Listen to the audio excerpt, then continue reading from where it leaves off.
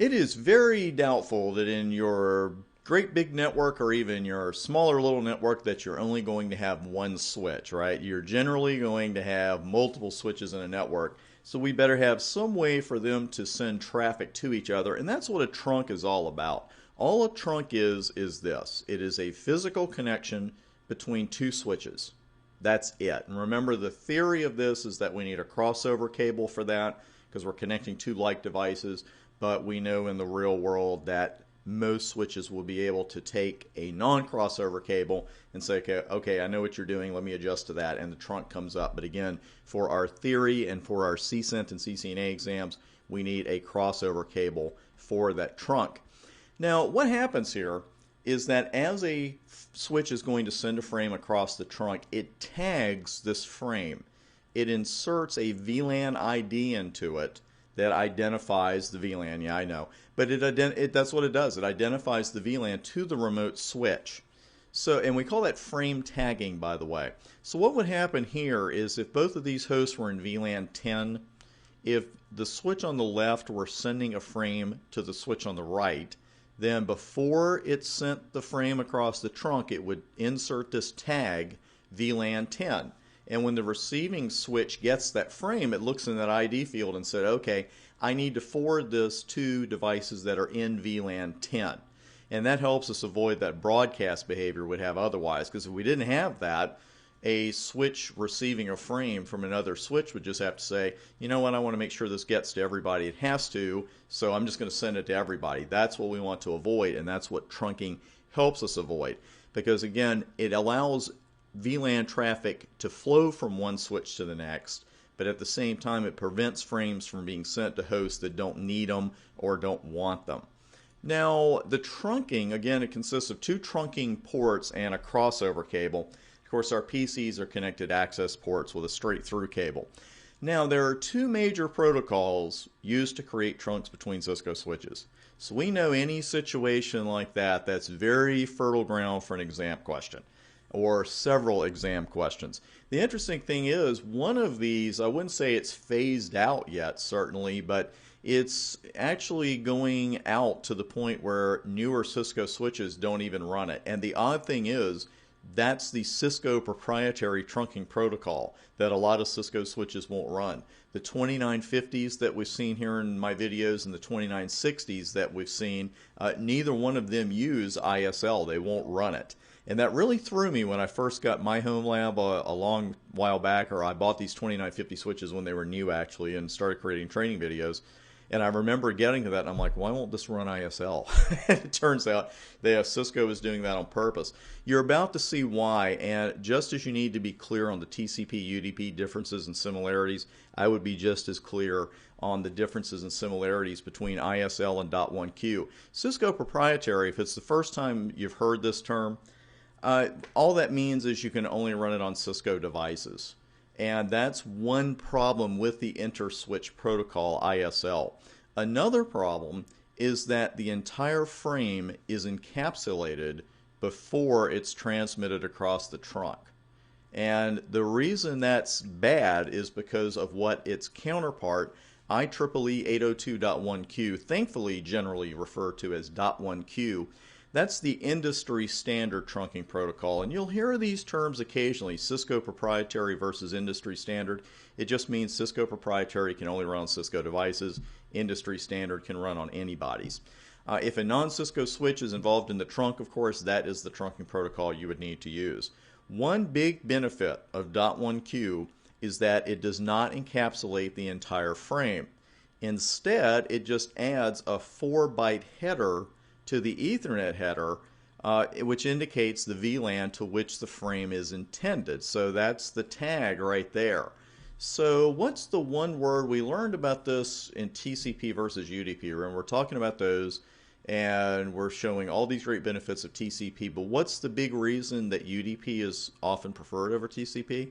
Because it has less overhead, right? Overhead's a big word there. Well, overhead is a huge word here, because with ISL, again, you're encapsulating every frame. So you're putting a header and a trailer on it, and .1Q, the overhead is much less. There's another concept here, very important one, that I want to go over with you. It's called the native VLAN, and this is another big difference between the two. By default, the native VLAN is VLAN 1.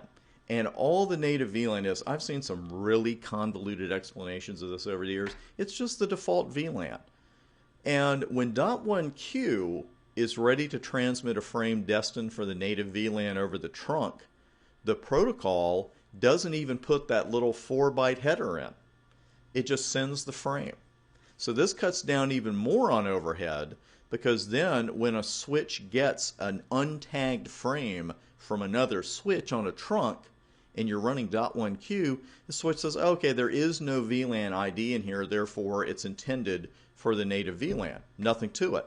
Now, again, you can change that, the native VLAN that is, with .1Q. You might want to do that, say, when 60% or even less, really, of your hosts are in one VLAN, and it doesn't happen to be VLAN 1.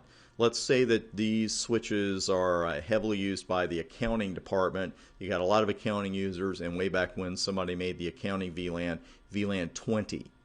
Well, if a good percentage of your traffic is in VLAN 20 on these switches, I would make VLAN 20 the native VLAN, because that cuts down even further on your overhead when you're running .1Q. Because here's another bummer about ISL. ISL doesn't even know what a native VLAN is. So we can't even cut back on the ISL overhead with the native VLAN concept, because again, ISL doesn't even know what it is. So that means that every single frame you send across an ISL trunk is going to be encapsulated. That is a lot of overhead. That's a lot of it. So let's go over those details real quickly, and then we're going to just talk about it for a few more minutes, and then we'll see some of these trunking one of these trunking protocols in action on our switch. ISL, again, it's the Cisco proprietary trunking protocol. It encapsulates every frame before it goes across the trunk, and it does not recognize the native VLAN concept. .1Q is the industry standard. It places only a 4-byte header onto a frame, and it won't even put that on there if the frame is destined for the native VLAN. As I mentioned on the board, for these reasons, you'll see .1Q a lot more than ISL. And again, the 2950 and 2960 switches and other switch models that people like to use for home labs, they don't even run ISL.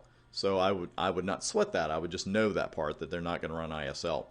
Now, I've mentioned these, the access ports once or twice, but I really want to draw the line here between access ports and trunk ports. A Cisco switch port is going to be one or the other. It's going to be an access port or a trunk port. It cannot be both. An access port belongs to one and only one VLAN. And once you configure a port as an access port, it cannot become a trunk port. It cannot trunk. Now, trunk ports carry traffic for multiple VLANs. The default behavior of a trunk port is that it is a member of all VLANs. And let me show you one command here on the live equipment. Go ahead and jump in here. Let me line this up. Show VLAN brief. We've run this one a couple of times. And you can see here quickly, it's a 12 switch port, and it's really easy to skip over the fact that 6 and 8 are not here. That's interesting, because here's default one. Here's our VLAN 1, our native VLAN. It's our default VLAN. You see it's active. 1, 2, 3, 4, 5, 7, 9, 10, 11, 12. Now that's no problem, because you would expect them to appear down here, perhaps in another VLAN. But we've only created one additional VLAN, VLAN 45, and those ports are not in that particular VLAN. So where are they? They're probably trunking, and you can see them with show interface trunk. Very handy command. You can see here's port 6, here's port 8. Here's the encapsulation. We know what that is already, and that's 802.1q.